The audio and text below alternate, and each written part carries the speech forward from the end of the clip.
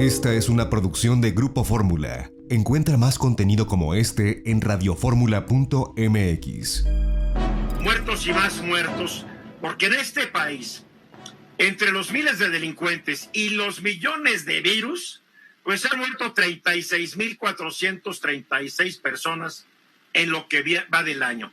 Ahora, este dato, pues no es muy preciso, porque si ustedes se han dado cuenta, cada día 20 de mes, por un lado, el secretario de Seguridad Pública y Protección Ciudadana, Alfonso Durazo, y por el otro, el Secretariado Ejecutivo del Sistema Nacional de Seguridad Pública, dan a conocer los datos de delitos. Pero la bronca es que no se ponen de acuerdo. El viernes pasado, durante la conferencia de prensa del presidente López Obrador, Durazo dijo que hasta el cierre de mayo se habían cometido 2,913 homicidios dolosos, o sea, asesinatos. Pero ese mismo día, el secretariado informó que eran 2,411. A ver, yo entiendo que de repente puede haber cierta discrepancia de algunos numeritos, 10, 15, 12, pero aquí estamos hablando de una diferencia de 502 muertos, de una diferencia del 17%. Nos deberían explicar, y ya imagino que van a tener una muy buena explicación si están siguiendo el ejemplo de Hugo López-Gatell, que cada vez que le hacen una pregunta sobre algo que le falló, pues tiene una muy buena explicación para decir por qué falló su modelo epidemiológico famoso. Pero la verdad es que 2020 se perfila para ser recordado como uno de los años más aciagos de la historia contemporánea de nuestro país. Porque al número de muertos por la violencia descontrolada, hay que añadirle de los que han sucumbido ante una pandemia que se manejó mal desde un principio y peor todavía, se sigue enfrentando con criterios políticos más que científicos. Ya lo mencionaba Kenia al arrancar este programa. Ayer el número de nuevas víctimas solamente por un día fue de 1,044. Ahora vamos a tomar en cuenta números. Vamos a estar de acuerdo con los números del señor Durazo. El número de asesinados es de 14,611. Entonces vamos a suponer que van 21,825 muertos hasta la fecha por el coronavirus. Pues tenemos hasta el día de hoy el número que dije al principio, 36,436 personas que perdieron la vida durante los primeros 5 meses del año por una razón fundamental. Porque el Estado mexicano, ya no hablo del gobierno, el Estado, gobierno, con ciudadanos todos, fuimos incapaces de defender los derechos constitucionales de los muertos. El artículo 4 de la Constitución señala que toda persona tiene derecho a la protección de la salud. Tache al Estado mexicano. El artículo 21 dice: la seguridad pública es una función del Estado a cargo de la Federación, las entidades federativas y los municipios, cuyos fines son salvaguardar la vida, las libertades, la integridad y el patrimonio de las personas. Tache el Estado mexicano. Ahora, lo curioso es que, irónicamente, la mayoría de las víctimas, tanto de los delincuentes como del virus, no eran ricos, como dice este señor López-Gatell, pertenecían a las clases socioeconómicas que el presidente dice y tanto desea proteger. Esto es muy irónico. Sí, José Luis. Fíjate que uno de los temas que creo que es importante recordar sobre esta pandemia es que en el manejo de las cifras, como quiera que se vea, como tú bien lo estableces, el problema va de mal en peor.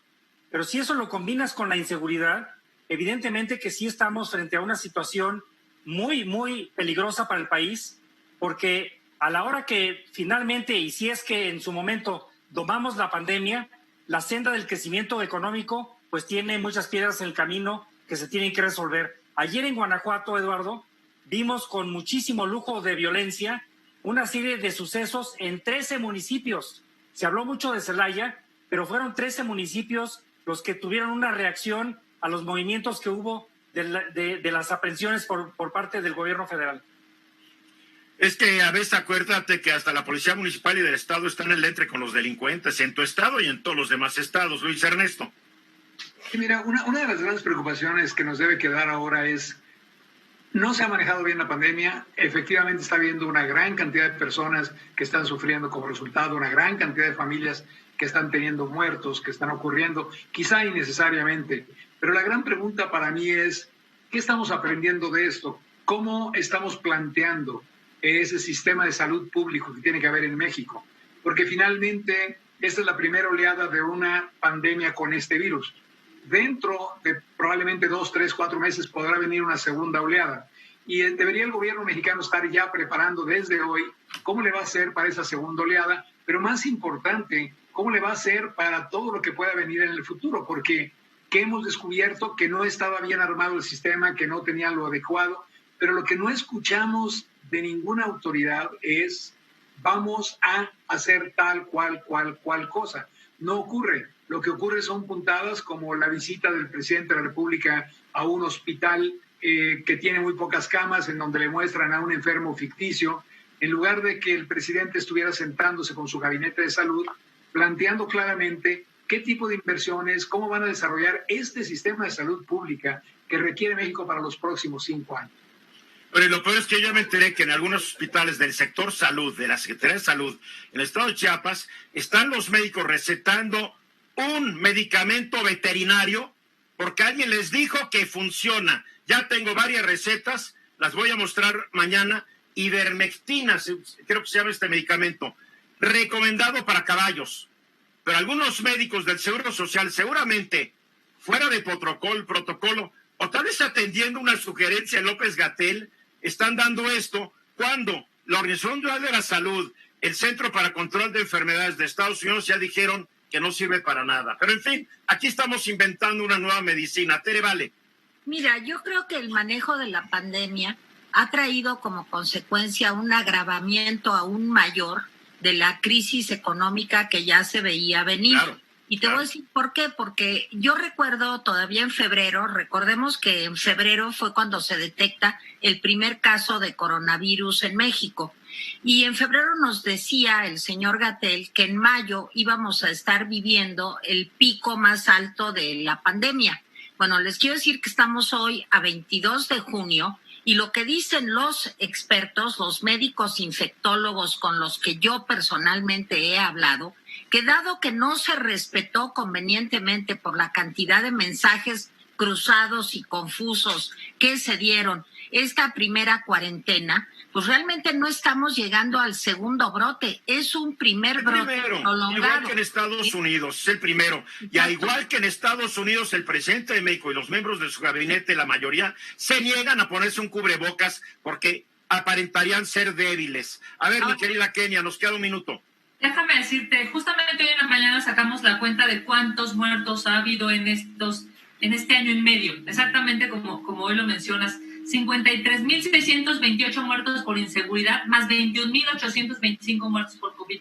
Pero ¿dónde sacan ustedes? Porque, ojo, si van a incluir ustedes lo que son muerte imprudencial y muerte... No, asesinatos, homicidios dolosos. Pues yo usé los mismos datos, a menos de que ustedes tengan otros datos. Tú hablaste de 2020, yo me refiero a todo el gobierno de López Obrador. Bueno, claro. Y también quiero recordar que esto lo heredamos de un señor que se llama Felipe Calderón, que a lo estúpido armó una guerra sin estrategia y sin objetivo. No hay que olvidarlo, hay que ser justos. Mensajes y regresamos. Esta fue una producción de Grupo Fórmula. Encuentra más contenido como este en radioformula.mx.